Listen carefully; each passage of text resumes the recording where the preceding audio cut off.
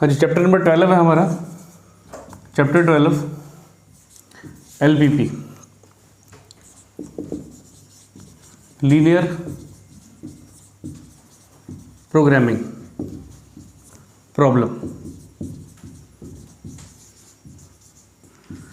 Chapter पूरा का पूरा किस चीज़ के ऊपर बेस्ड है, पहले ये समझते हैं।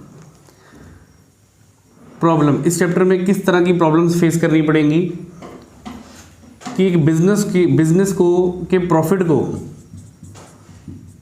को मैक्सिमम कैसे किया जाए। अगर हम कोई बिजनेस चला रहे हैं तो बिजनेस के प्रॉफिट को अगर हमें मैक्सिमम करना है तो कौन सी चीज़ को कम करना पड़ता है, बताइए कौन सी चीज़ को कम करना पड़ता है? रेट या कॉस्ट। ठीक है, कॉस्ट को हमें करना पड़ेगा मिनिमम। प्रॉफिट लेना है, हर एक यही चाहता है कि भाई मैक्सिमम से मैक्सिमम प्रॉफिट लिया जाए। और अगर प्रॉफिट लेना चाहते हैं, कोई ना बोल सकते हो, प्रॉफिट लेना है हमने मैक्सिमम, तो कॉस्ट हमें क्या करनी पड़ेगी? मिनिमम करनी पड़ेगी। यानी इस चैप्टर में हमें किसी भी चीज़ को मैक्सिमम या मिनिमम करना है, मैक्सिमम मिनिमम। ये चैप्टर वैसे कॉमर्स वालों के लिए होता है, नॉन मेडिकल वालों के लिए चैप्टर आया हुआ लीनियर प्रोग्रामिंग। वैसे कॉमर्स वाले बच्चे इसको बड़े आराम से समझ लेते हैं, क्योंकि ये बिजनेस की बात हो रही है यहाँ पर, तो किसी चीज़ को मैक्सिमम करना है या मिनिमम करना है, तो बिजनेस मैक्सिमम मिनिमम ये चीज़ें कॉमर्स में करी जाती हैं। साइंस स्टूडेंट्स को लीनियर प्रोग्रामिंग समझा रहे हैं हम यहाँ पर। ठीक है, अगर बिजनेस को मैक्सिमम, प्रॉफिट को मैक्सिमम करना है, कॉस्ट को मिनिमम करना है, तो उसके लिए हमें करनी पड़ती है प्लानिंग। बिना प्लानिंग की कोई भी चीज़ मैक्सिमम या मिनिमम तो होती नहीं है। तो ये जो यहाँ पे जो हमने प्रोग्रामिंग करनी है ना, प्रोग्रामिंग का मतलब क्या हो गया, क्या करना है हमने? प्लान बनाना है। ठीक है रितिन, क्या बनाना है? प्लान तो प्लानिंग करनी है हमने यहाँ पर। अब प्लानिंग का आधार क्या है? जब हम कोई प्लानिंग कर रहे हैं तो किसी ना किसी चीज़ के ऊपर तो बेस्ड होनी चाहिए। प्लानिंग का आधार देखिए क्या है, प्लानिंग कैसी होनी चाहिए? लीनियर। अब लीनियर इक्वेशन 9th-10th क्लास में आपने पढ़ा है, linear equation whose degree is 1, यानी कोई ऐसी लीनियर इक्वेशन होगी, उस लीनियर इक्वेशन के आधार के ऊपर हमने प्लानिंग करनी है। और प्लानिंग करते हुए हमने अपने प्रॉफिट को क्या करना है? मैक्सिमम, और कॉस्ट को क्या करना है? मिनिमम। यानी ये चैप्टर का नाम है आपका लीनियर प्रोग्रामिंग प्रॉब्लम। ठीक है जी, तो लीनियर इक्वेशन की प्लानिंग करेंगे, प्रॉफिट को मैक्सिमम करेंगे, कॉस्ट को मिनिमम करेंगे। चलो एक एग्जांपल के साथ समझते हैं इसको। तो हमारे ध्रुव भाई की +2 क्लास हो चुकी है, ग्रेजुएशन कर ली, बीटेक कर ली उसने, और उसके बाद उसने बिजनेस शुरू किया। ठीक है, नहीं डुबाया नहीं है, चलाएगा बिजनेस वो, क्योंकि वो एक समझदार बंदे के पास आता है एडवाइस लेने के लिए, सलाह लेने के लिए कि सर मैं अपने बिजनेस में मैक्सिमम प्रॉफिट कैसे ले सकता हूँ। और वो किसके पास आता है? वो विकास सर के पास आता है। ठीक, तो भाई साहब ने बिजनेस शुरू करना है, और बिजनेस किया किस चीज़ का उन्होंने? बीटेक करने के बाद भाई साहब क्या बेच रहे हैं, क्या बना रहे हैं? Copy pen.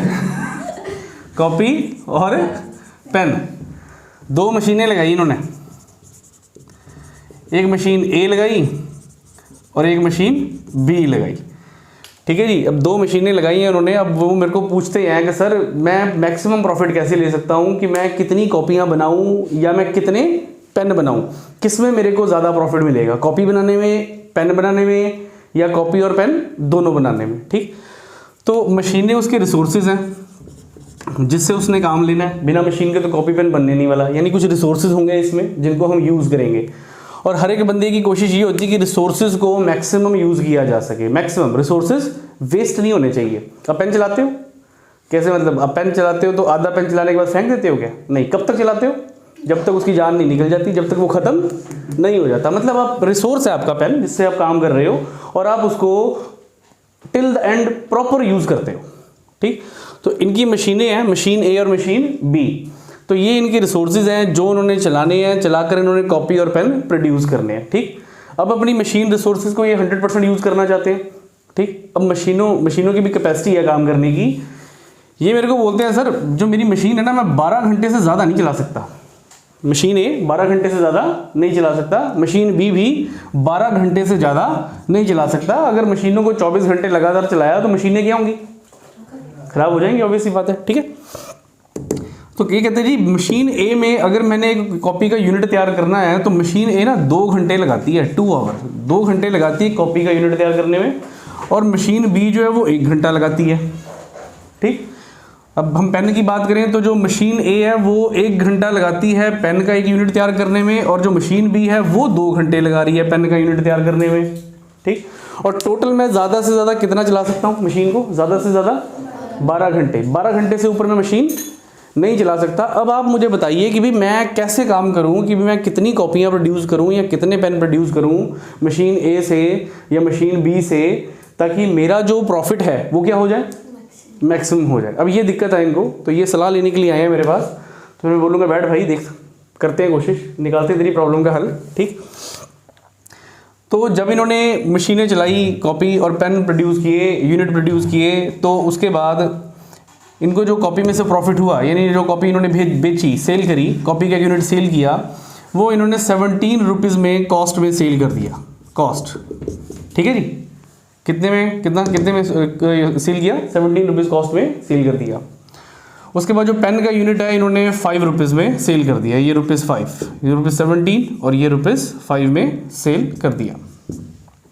12 घंटे से ऊपर मशीन चला नहीं सकते ये। ठीक, अब सबसे पहले हम तैयार करते हैं कॉस्ट फंक्शन। वो कॉस्ट फंक्शन क्या है? हमारा ऑब्जेक्टिव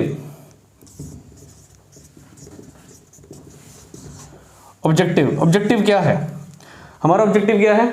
हमारा ऑब्जेक्टिव है प्रॉफिट मैक्सिमम लेना और कॉस्ट को मिनिमम करना। यहाँ पे किसकी बात कर रहे हैं? यहाँ पे तो कॉस्ट की बात हो रही है। ठीक है, तो हम देखेंगे कि हमारा ऑब्जेक्टिव ये है कि कॉस्ट को क्या किया जाए?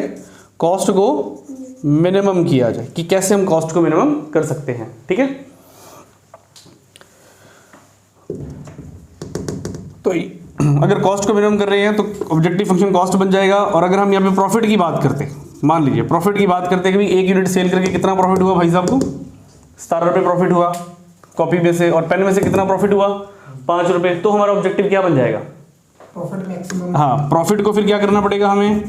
हमारा ऑब्जेक्टिव होगा कि प्रॉफिट को मैक्सिमम किया जाए। ठीक, तो ये हमारा ऑब्जेक्टिव फंक्शन है। वो कॉस्ट भी हो सकता है और वो प्रॉफिट भी हो सकता है। कॉस्ट है तो उसको मिनिमम करो, प्रॉफिट है तो उसको मैक्सिमम करो। ठीक, जब आपको पेपर में क्वेश्चन मिलेंगे तो आपको देखकर पता लग जाएगा। अगर कॉस्ट है तो कॉस्ट को कोई मैक्सिमम थोड़ी करता है, कॉस्ट को क्या किया जाता है? मिनिमम किया जाता है। और अगर प्रॉफिट फंक्शन हमारा ऑब्जेक्टिव है तो प्रॉफिट को क्या करेंगे?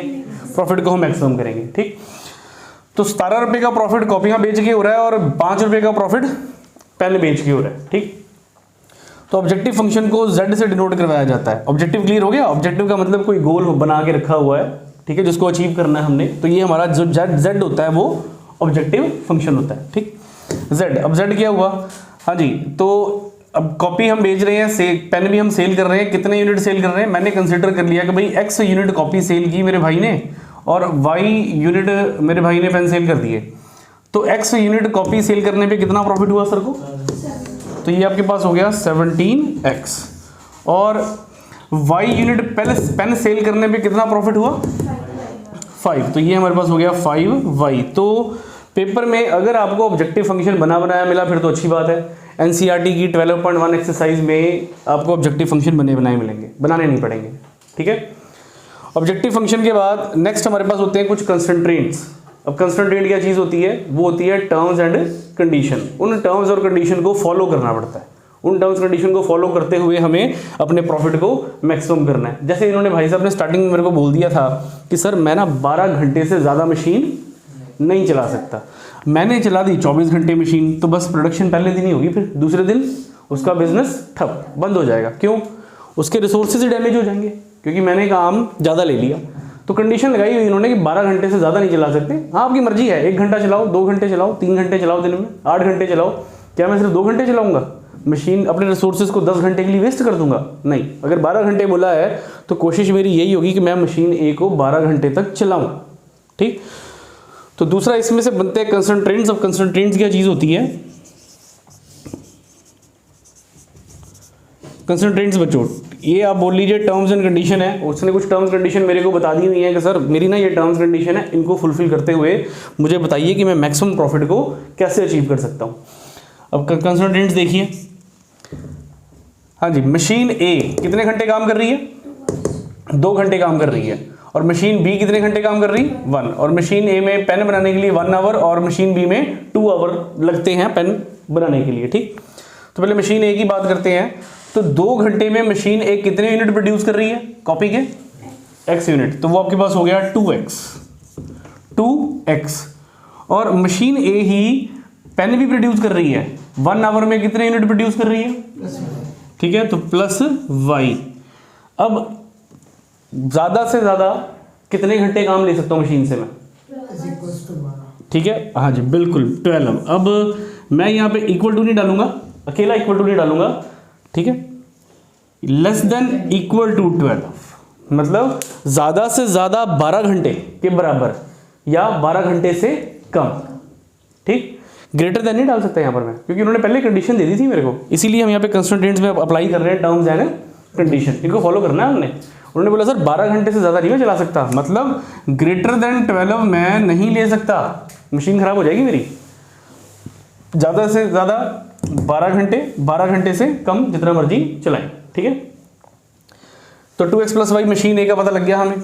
कंसंट्रेट मशीन बी का तैयार करते हैं। मशीन बी में कितनी देर लगती है एक x यूनिट कॉपी प्रिपेयर करने के लिए, 1 आवर, तो 1x हो गया, ये हमारे पास हो गया 1x प्लस मशीन भी कितना टाइम लगा रही पेन का 1 यूनिट प्रोड्यूस करने के लिए, ठीक है, तो ये हमारे पास हो गया 2y, और ये भी कितना टाइम ले रही है, लेस देन इक्वल्स टू 12। ठीक, तो एक्सरसाइज 12.1 में आपको ऑब्जेक्टिव फंक्शन भी बना बनाया मिलेगा, पूरी की पूरी 12.1 आप ध्यान से देखिए एनसीईआरटी की, उसमें ऑब्जेक्टिव फंक्शन भी बनाया बनाया मिलेगा, उसमें कंस्ट्रेंट्स भी बने बनाए मिलेंगे आपको, ठीक है। एक्सरसाइज 12.2 जो है उसमें आपको स्टेटमेंट दी जाएगी, स्टेटमेंट से आपको ऑब्जेक्टिव फंक्शन भी तैयार करना है और कंस्ट्रेंट भी तैयार करने हैं, ठीक है।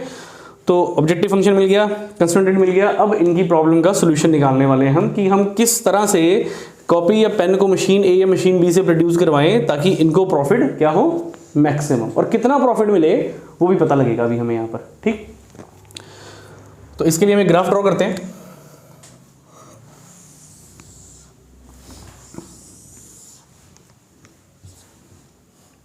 वन टू थ्री 4 5 6 7 8 9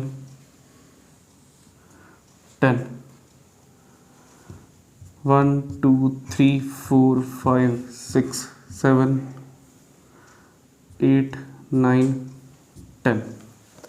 हाँ जी, अभी तक ध्यान दें, ये 2x + y less than equal to 12 पहली इक्वेशन है हमारे पास। ठीक, अगर मैं इस इक्वेशन में x को 0 रखता हूँ, मैंने x को 0 रखा तो मुझे y कितना मिलेगा, x हो गया 0, तो y इक्वल टू कितना हो गया 12। हाँ जी, समझ में आ रहा है कि नहीं आ रहा मनीष, अगर करके दिख नहीं रहा थोड़ा सी रिस्टर्ब कर ले,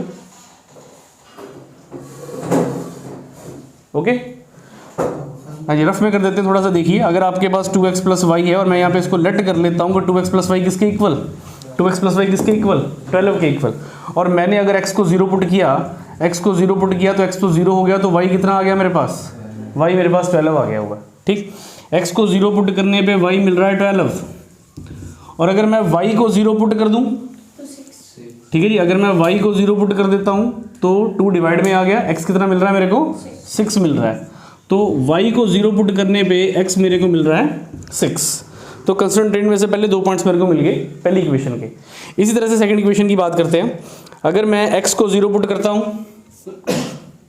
अगर मैंने x को 0 पुट किया तो y कितना हुआ 6, तो y मेरे पास 6 हो गया, और अगर मैंने y को 0 पुट किया तो x कितना हो गया मेरे पास 12।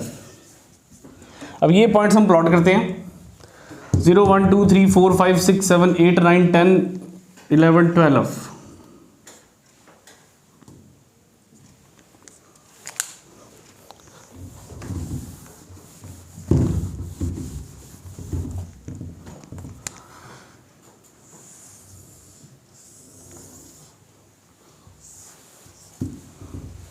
ज़ीरो 1 1 2 3 4 5 6 7 8 9 10 11 12 1 2 3 4 5 6 7 8 9 10 11 12। चलिए प्लॉट करें। जब x 0 है तो y कितना, जब x 0 है तो y 12, यानी ये पॉइंट हमारे पास हो गया 0,12 का, 0,12। और जब x 6 है तो y कितना, x 6, 0 1 2 3 4 5 6, ये पॉइंट मिल गया यहाँ पर हमें। तो x हो गया 6 और y कितना हो गया 0। अब इसको एक स्ट्रेट लाइन के साथ ज्वाइन कर लें। हाँ जी, ये जो हमने लाइन ड्रॉ करी है कौन सी इक्वेशन है, 2x + y <= 12, ठीक है। रिमीन कर देते हैं, 2x + y <= 12। चलिए दूसरी पॉइंट देखें, जब हमारा x 0 है तो y कितना है 6, x 0 y 6, 0 1 2 3 4 5 6, ये पॉइंट मिल गया यहाँ पर हमें। x हो गया 0 और y हो गया 6, और जब x 12 है तो y कितना हो गया 0, x 12 तो y 0, ये पॉइंट यहाँ पर है।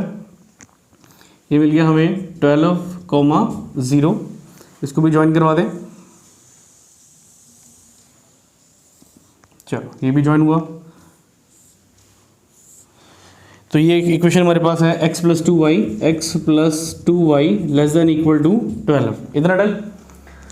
अब अगली प्रॉब्लम जो आपको फेस करनी पड़ती है वो है कि कौन सा रीजन शेड किया जाए।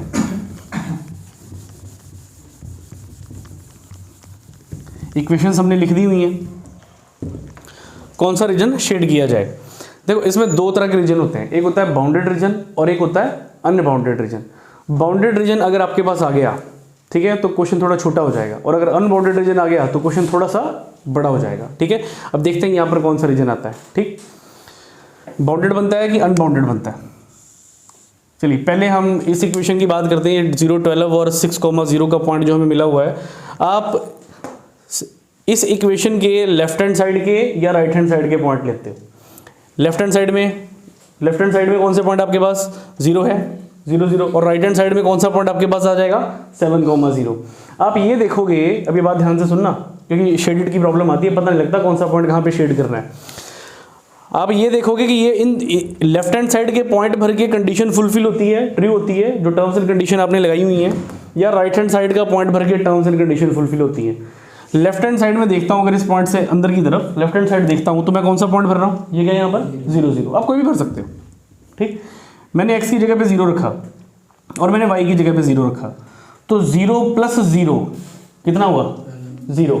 तो जो 0 आंसर आया मेरा वो 12 से छोटा है कि नहीं है, ठीक है। एक कंडीशन तो ट्रू हो रही है ना, ठीक है सर, एक भी कंडीशन ट्रू होगी तो वो फुलफिल हो जाएगी, ठीक। अगर आप इक्वल की बात करते हो तो फिर तो इक्वल, फिर यहाँ पे मेरे को ये लाइन के ऊपर 6 है, वही भरना पड़ेगा। जब मैं यहाँ पे 6 भरूंगा तो क्या आएगा, 2 6 का 12, तो 12 + 0 तो 12 आ जाएगा। तो फिर आप बोलोगे सर लेस देन तो नहीं है, ठीक। और अगर मैंने 6 भरा तो मैं कौन सा रीजन शेड करूंगा, 12 आ गया, 12 = 12, तो क्या मैं इस लाइन को शेड करूंगा इसके ऊपर ऐसे ऐसे, बात समझ में आ रही है।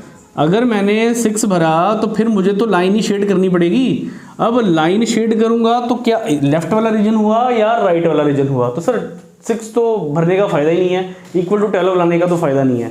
मेन क्या देखना है हमने कि 12 से क्या है वो छोटा, 12 से छोटा, बड़े की तो बात हो नहीं रही यहाँ पर। तो चाहे आप यहाँ पे x को 0 भरो, चाहे 1 भरो, चाहे 2 भरो, 3 भरो, 4 भरो, 5 भरो, कुछ भी आप भर लो, आपकी कंडीशन फुलफिल हो रही है। आपने 5 भरा, 2 5 का 10, और y क्या होगा यहाँ पे x एक्सिस पे y 0 होता है, तो 10 + 0 10 <= 12, मतलब ये कंडीशन ट्रू हो रही है।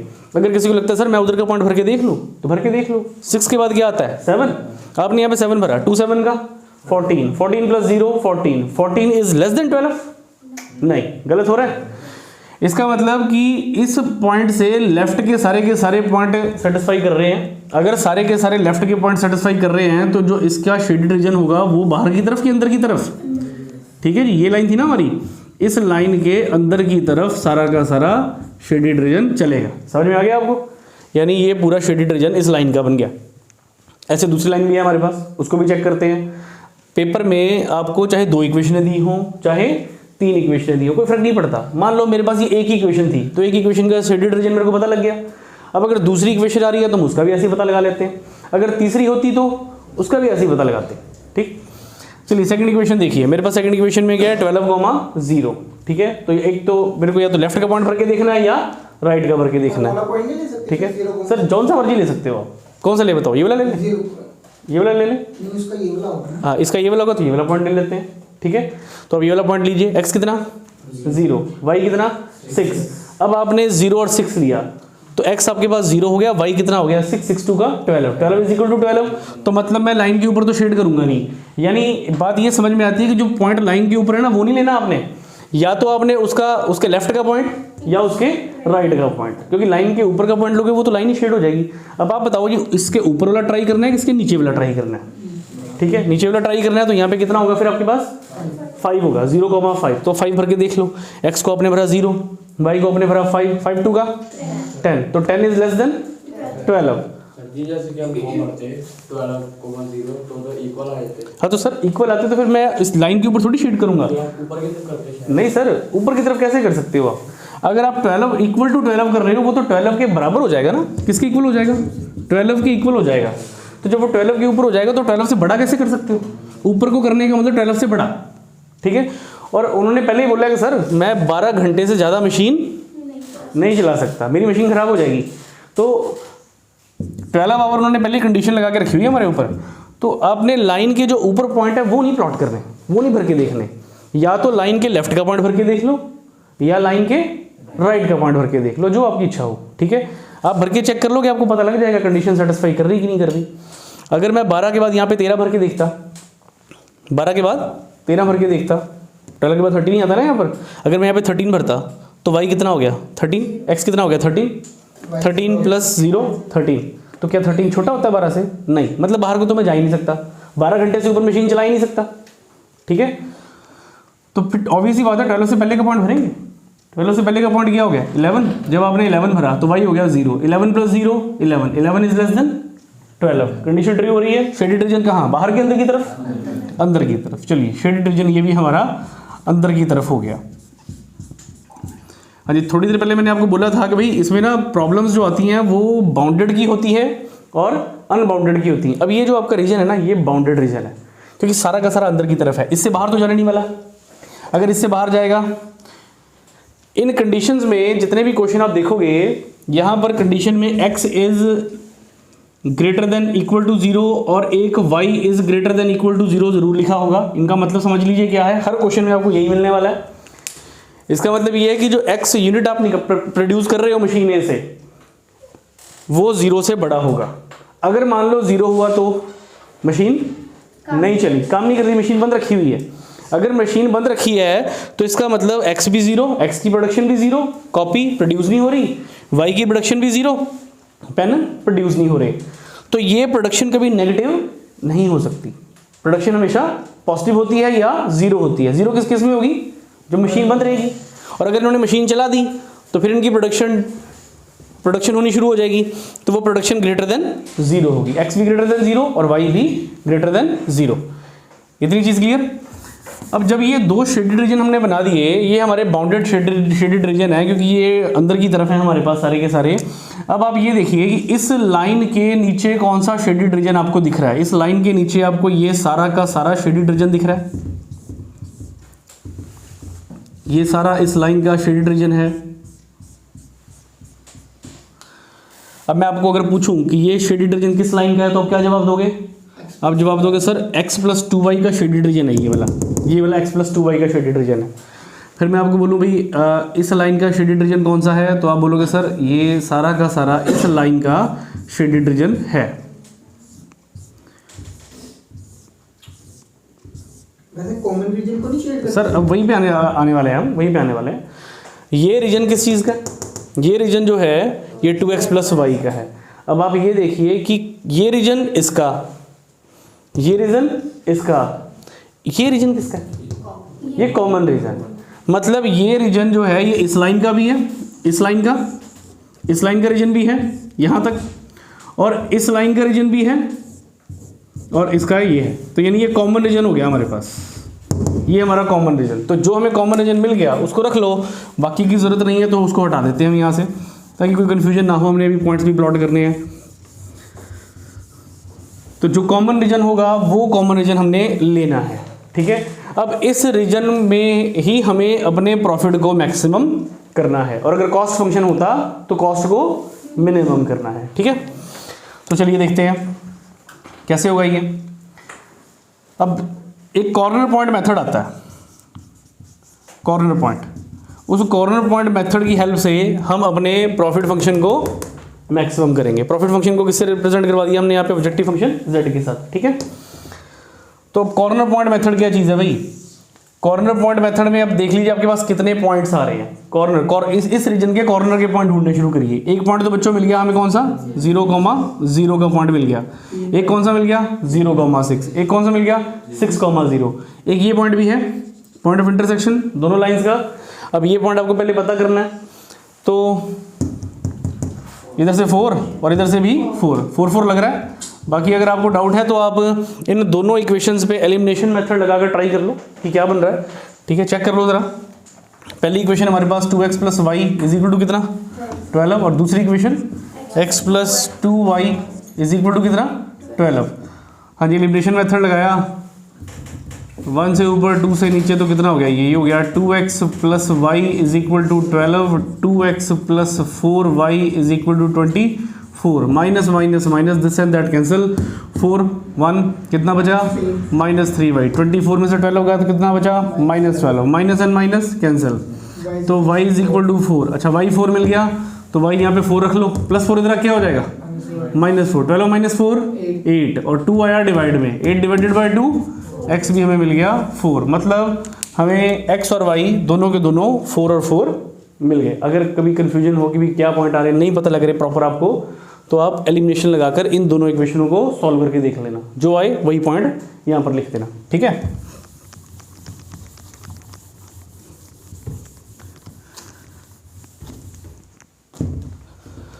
हाँ जी, अब कॉर्नर पॉइंट देखिए। एक हमारे पास पॉइंट कौन सा आया बच्चों? 0 0। एक कौन सा आया हमारे पास? 0 6। एक कौन सा आया? 6,0। और एक पॉइंट कौन सा आया? 4,4। ये हमारे पास 3 पॉइंट्स आ चुके हैं, ठीक है। अब इन कॉर्नर पॉइंट्स की हेल्प से हम प्रॉफिट को मैक्सिमम या मिनिमम करते हैं। चलिए देखिए,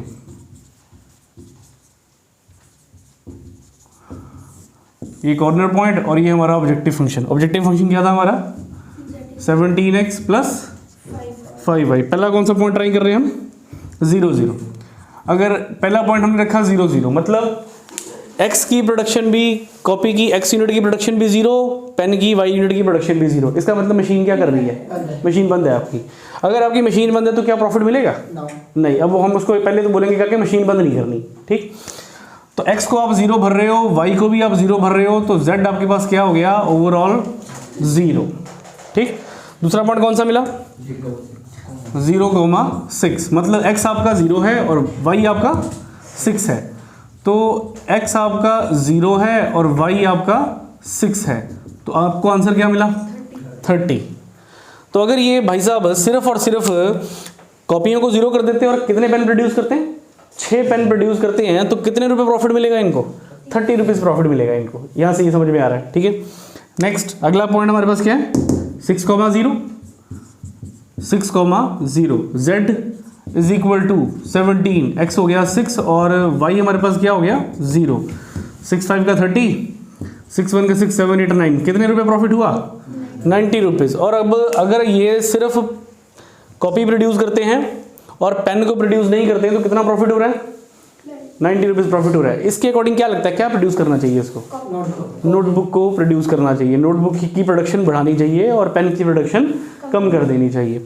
चलिए एक और पॉइंट है हमारे पास, वो कौन सा है? 4,4। तो चलिए ये हमने देखा 4,4। चलिए 4,4 भरते हैं। z = 17, यहाँ पर आ गया 4 और 5 का 5, और यहाँ पर भी कितना आ गया हमारे पास? 4। 7 4 का 28, 8 2 पर 4 1 का 4 5 6 68 + 5 4 का 20, कितना हो गया बच्चों? 60 70 80 88। कितना प्रॉफिट हुआ? 88 रुपीज़ प्रॉफिट हुआ। यानी अगर ये कॉपी और पेन दोनों ही प्रोडक्शन करते हैं तभी कितना प्रॉफिट हो रहा है? 88। तो अब अभी इसमें इसको पूछने आया था कि सर मैं कैसे प्रोडक्शन करूँ अपनी, तो अब मैं इसको क्या सलाह दूंगा? सर पेन की फैक्ट्री बंद करो, ठीक है। पेन प्रोड्यूस करने में फ़ायदा नहीं हो रहा, क्या प्रोड्यूस करो? यानी मशीन भी जो तू 2 चला रहा है ना, मशीन बी को भी कॉपी प्रोड्यूस करने पे लगा दे, मशीन ए को भी कॉपी प्रोड्यूस करने पे लगा दे, अपना एक रिसोर्स बंद कर दे, खर्चा भी कम हो जाएगा, रिसोर्सेज कम होंगे यहाँ पे तो खर्चा कम हो जाएगा थोड़ा सा इसका, ठीक है, एक मशीन का खर्चा कम पड़ जाएगा। तो इसको प्रॉफिट हो रहा है कॉपी प्रोड्यूस करने में, पेन प्रोड्यूस करने में प्रॉफिट नहीं हो रहा है। और फिर भी अगर ये दोनों चीज़ें प्रोड्यूस करना चाहता है, फिर मैं पूछूंगा तो आया क्यों था मेरे पास? कॉपी भी प्रोड्यूस करनी, पेन भी प्रोड्यूस करना है, 88 रुपीज़ तेरे को पर यूनिट बच रहे हैं, तो तू ये देखना तेरे को प्रॉफिट किस में हो रहा है, 90 रुपीज़ पर यूनिट जिस चीज़ में बच रहे हैं तो उसकी प्रोडक्शन को बढ़ा, ठीक। और मान लीजिए अगर ये और ज़्यादा प्रॉफिट लेना चाहता है, और ज़्यादा प्रॉफिट, तो क्या करना पड़ेगा, हमें अपने रिसोर्सेज को और ज़्यादा एफिशिएंट बनाना पड़ेगा और बढ़िया रिसोर्सेज लगाने पड़ेंगे, यानी ऐसा रिसोर्सेज, ऐसी मशीनें लगानी पड़ेंगी जो 18 घंटे 20 घंटे काम कर सकें। बात समझ में आ गई? जब उनकी वर्किंग कैपेसिटी बढ़ जाएगी तो ऑब्वियस सी बात है प्रॉफिट भी ज़्यादा हो जाएगा, बढ़ जाएगा, ठीक है। इतनी चीज़ क्लियर? चलिए नोट करिए।